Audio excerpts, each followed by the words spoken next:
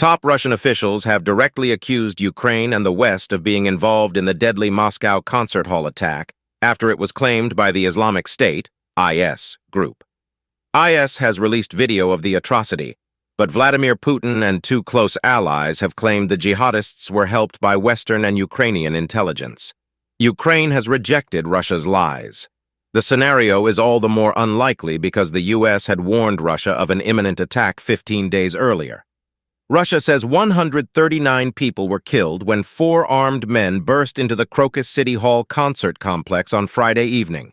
Another 22 remain in a serious condition, including 2 children, officials say. 4 citizens of Tajikistan have appeared in court accused of carrying out the massacre. 4 other suspects have been accused of aiding terrorism. Ukrainian presidential advisor Mikhailo Podolyak said the facts about the perpetrators and the failed incompetence of the Russian security services are indisputable. Western countries have also ridiculed the Kremlin's narrative. The Russian leader acknowledged during a televised meeting on Monday, "We know the crime was committed by the hands of radical Islamists. We want to know who ordered it." He argued that many questions remained unanswered, repeating an unfounded claim that the attackers had tried to flee south to Ukraine. "Who was waiting for them there?" he asked. "This atrocity may be just a link in a whole series of attempts by those who have been at war with our country since 2014. The U.S. was trying to convince the world that Kyiv had no connection to the attack, he said, but he continued to point the finger at the West, which he said was using Ukraine to fight against Russia. One of Mr. Putin's longest-serving allies, Security Council Secretary Nikolai Patrushev, doubled down on Mr. Putin's claim on Tuesday when he was asked whether IS or Ukraine was behind the attack. Of course, Ukraine. Then the head of Russia's FSB security service, Alexander Bortnikov, went further. "We believe the action was prepared both by the radical Islamists themselves and obviously facilitated by Western special services. Ukraine's special services themselves have a direct connection to this." Ukrainian President Volodymyr Zelensky has condemned the Russian accusations. Putin was talking to himself again. Again, he blames Ukraine, a sick and cynical creature.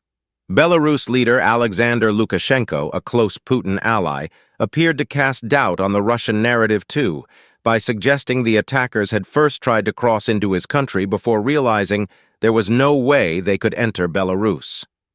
The U.S. has said IS is solely to blame for the Moscow attack, and France's Emmanuel Macron said it would be both cynical and counterproductive for Russia to try to exploit the situation to seek to turn it against Ukraine.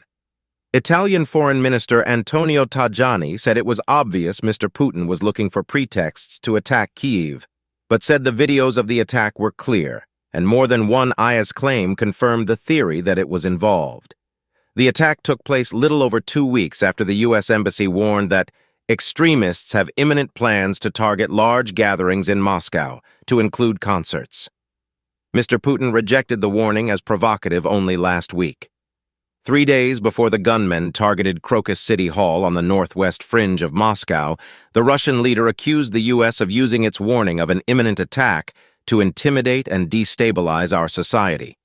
Meanwhile, Russia's FSB announced on Tuesday that it had foiled an attack by pro-Ukraine Russian fighters in the southern city of Samara. It said a member of the Russian Volunteer Corps paramilitary group had blown himself up after being apprehended. The Moscow attack, blamed by U.S. intelligence on a regional branch of IS called Islamic State Khorasan, has heightened fears of renewed jihadist plots in Western Europe, ahead of a summer of major international sporting events. French Interior Minister Gerald Darmanin said on Monday night that France had been on maximum alert since Sunday night, and Prime Minister Gabriel Attal said 2 attacks had been foiled since the start of the year. "We thwart a lot of attacks in France, 1 every 2 months, Mr. Darmanin said on France 2 TV. Paris is due to host the Olympic Games in 4 months' time, and the Interior Minister said the main threat was homegrown, but the external IS threat was seeing a resurgence. Kindly like, subscribe and share your thoughts in the comments section.